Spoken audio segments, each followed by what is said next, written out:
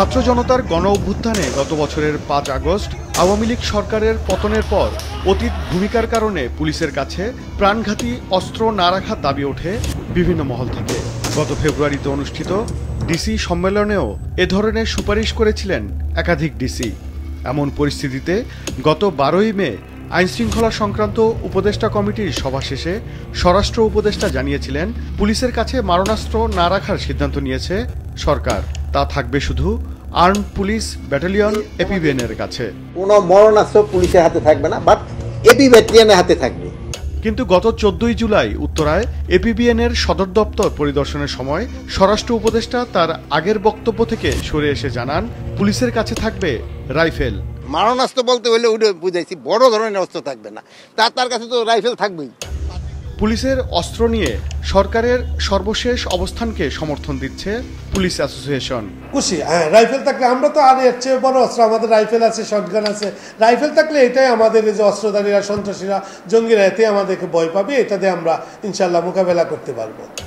Police প্রবিধানের ১৫৩ থেকে ১৫৫ ধারায় আত্মরক্ষা ও সম্পদ রক্ষার অধিকার প্রয়োগ, বেআইনি সমাবেশ ছত্রভঙ্গ ও গ্রেফতার কার্যকর করতে সব ধরনের চেষ্টা ও ব্যবস্থার পর বাহিনীটির আগ্নেয়াস্ত্র ব্যবহারের কথা বলা হয়েছে।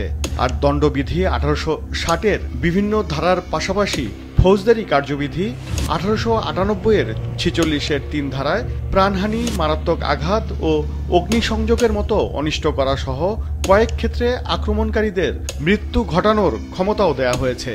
আইন, প্রবিধান, অনুশাসন এগুলো পরিবর্তন করতে হবে, শুধু বললে হবে না। কেননা বইতে একরকম আছে, আমার ইনস্ট্রাকশন যদি আর এক রকম হয়, তখন এই আইন প্রয়োগে এবং পরিস্থিতি সামলাতে ঝামেলা হবে। পুলিশ একটি বল প্রয়োগকারী প্রতিষ্ঠান, আইনের অধীন, তো তাকে বল প্রয়োগ করতে দিতেই হবে।